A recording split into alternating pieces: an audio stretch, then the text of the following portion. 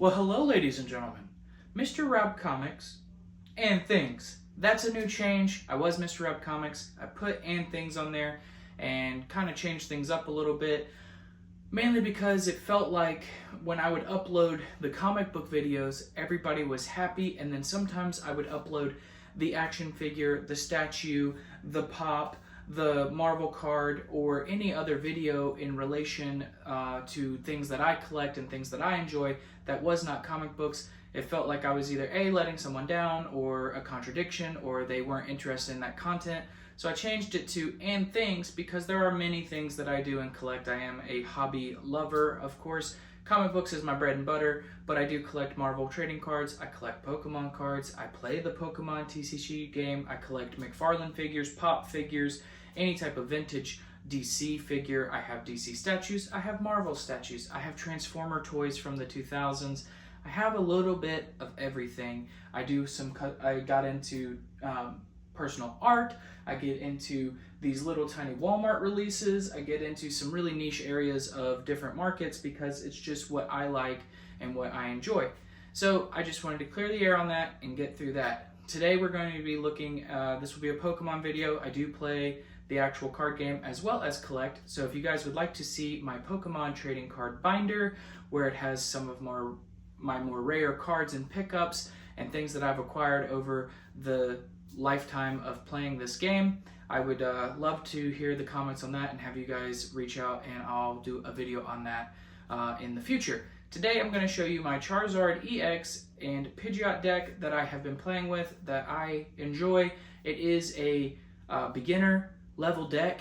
I'm not a professional player by any means. I don't think I'm very good, but I could not find videos online where it showed a very easy to play but efficient and consistent version of this deck. Everything was very much big brain moves and everything was very confusing, at least for me. So I wanted to show what I came up with and what I've been playing and what actually won me my locals. So without further ado, let's dive in. We'll take a look at the deck and let me know what you think. Okie dokie, welcome to the downward look view. We're going to go over a deck profile, or the basically beginner entry level kind of deck list that I use for Charizard EX. If you guys for some reason think that this is maybe incorrect or needs some tweaking, I love criticism. I love opening up the comic section to see what we can or cannot figure out. So if you would please comment down below what you think. Without further ado, let's grab this deck here. All right, so whoop, hit the camera. Let's go ahead and adjust that, and then we will move forward with the deck list. I'll start off with the Pokemon themselves.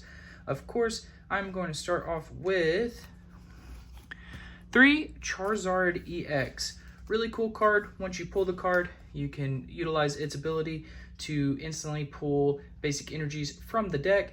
Either A, powering up him and getting him attack worthy, which of course is 180, plus 30 for each prize card that your opponent has taken. Super big boss monster. I only run the 1 Charmeleon on the off chance that I cannot get to some of the other cards in my deck. This is a great way to just do it the old-fashioned traditional way and evolve naturally. Next up, of course, I do 3 Charmander. This is the Blazing Destruction Charmander. This is the discard stadium card ability, which does come in handy occasionally. I do a Radiant Charizard for now. Now, Radiant Charizard, of course, being a bit of a beater, he's kind of late game for me, or if you're playing, you know, Mimikyus or whatever else, you can actually use him a lot. For each prize card that your opponent's taken, 1 less energy to use his attack, which hits for 250. It's a big boy attack. I do 2 Pidgeot EX, really good search engine. Pull whatever card you want once per turn. Also, on the off chance you get put in a pinch, 120 attack isn't that bad. It's a neutral energy Pokemon, so you can use the basic energies that are in the deck already to power it, which is nice. Again, similar to Charizard, I play one Pidgeot, which, again, on the off chance that I have to get there the old-fashioned way, that is how we do it. All right, and then I play 3 of the Pidgey. This is Call for Family, so it's a great way to get 2 basic Pokemon and put them on the bench. I do play a Manaphy, just to protect that back row. Of course, that's no bench Pokemon. None of your bench Pokemon can be damaged from your opponent's other active Pokemon or, attacks, essentially. And then I play a Rotom V. Don't really ever use him for his attack, just his ability. Early game, Rotom V is broken. It's a really good draw engine. Definitely helps you get loaded up in the hand. And then, of course, following suit, we do play 8. Let me grab them. We play 8 basic fire energies. All right. Getting into some of the trainer cards here, I do play 4 Buddy Poffin. This is a great way to get your Pidgeys and your Charmanders out to the field and onto the bench as fast as possible, so you can start building up your big boys on the backfield. Of course, I do play 4 Rare Candy, always trying to get Pidgeot EX and trying to get Charizard EX out as much as possible. Definitely shoot for Pidgeot first on the bench if I can. I'll put Radiant Charizard sometimes in the active spot as a sacrifice to be able to pull that off, or Rotom V. And then I do play 4 Ultra Ball, of course, trying to get those big monsters out quickly so I can utilize Ultra Ball to get whatever Pokemon ladder or bridge that I need to pull that off. I do play 1 Prime Catcher. This is a great game card. It can sometimes win the game, especially if you have a Pokemon that's doing a lot of switching and pulling their damaged Pokemon back to the bench, trying to avoid losing it, whether it be a V or EX or V-Star. That way they don't lose the price cards or the cost of losing them in general. Great way for you to have get knocked out, put up a weak little Pokemon, and then pull that. After they've pulled theirs away, bring him up to the front, bring your powerful one in, and then usually take it for game. It's happened like that multiple times for me. I do play a Defiance Band. Really good if you're, this deck likes to go second, so it's really good if you opponent starts getting off prize cards before you, and then you're just slinging sledgehammers every time you attack, which Charizard's already that way, but it just, puts more irons in the fire. I do play 2 Switch. I've tried playing more. I keep swapping it in and out. I do switch quite a bit in this deck, but 2 seems to be pretty stable currently. 2 Super Rod, since I'm running 8 energy and I don't really have a way to get them out of the discard pile, to my knowledge, that works with this effectively. Again, I'm open to suggestions here, but Super Rod helps me throw the energies back into the deck. It also keeps me from drawing out, which this deck can get low quick. And then I play 1 Pal Pad. This is just so I can get some of these supporters that we're about to go over here in the next second. And to end off the items, I do 2 Great Ball. We'll put these up here. All right, getting into some of the supporters here that we like to run. I do use Jacques. This helps me get 2 evolution Pokemon, reveal them to the opponent, and put them in the hand, shuffle deck. If I was ever going to take a card out and swap it, I would take Jacques out. I've used him quite a bit, but I can also see how he might be a little redundant. But I use 2 Ionos. She's, of course, just a powerhouse. Everybody runs her. She does great. Great for drawing, great for stopping plays on your opponent, especially if you can kind of see where they're going and what they're trying to build. You can just throw it off and get rid of that hand and make them start over if they have to. I do play 3 Arven. Good way to get your Defiance Band. Good way for you to get your, even if you only have the 1 tool, it's a great way for you to get your rare candies out, or your Ultra Balls, or even late game, get your Super Rod out so you can get those energies back into the deck for when you play your 2nd or 3rd Charizard EX to have something to fuel that fire.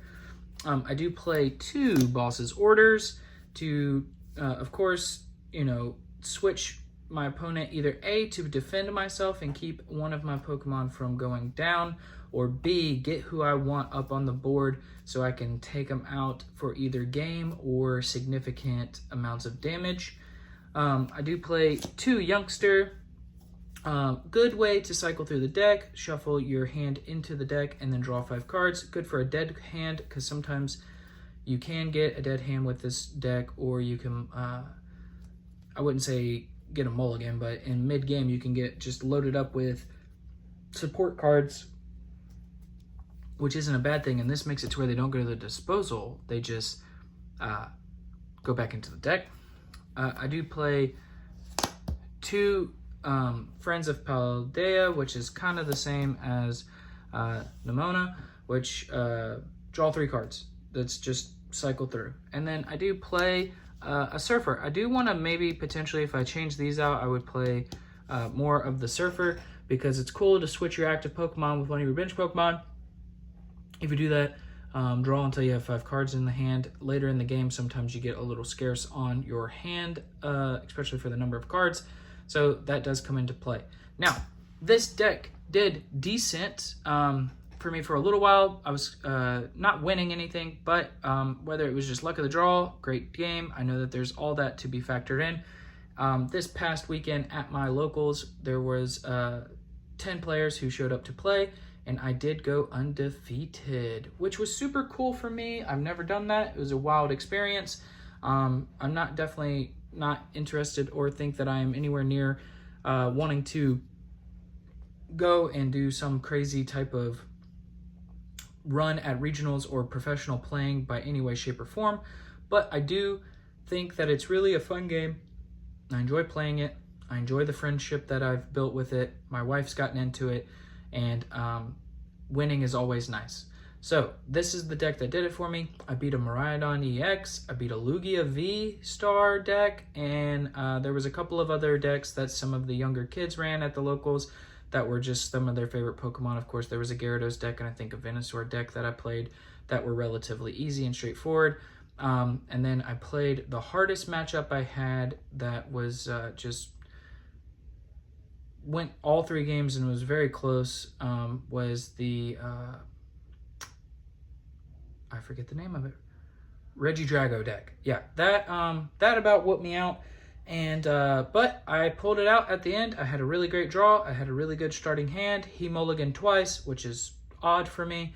And I was able to get a fantastic start on 3rd game and took it home and went undefeated. So this is the deck that did it. If you have critiques, if you have suggestions, please let me know.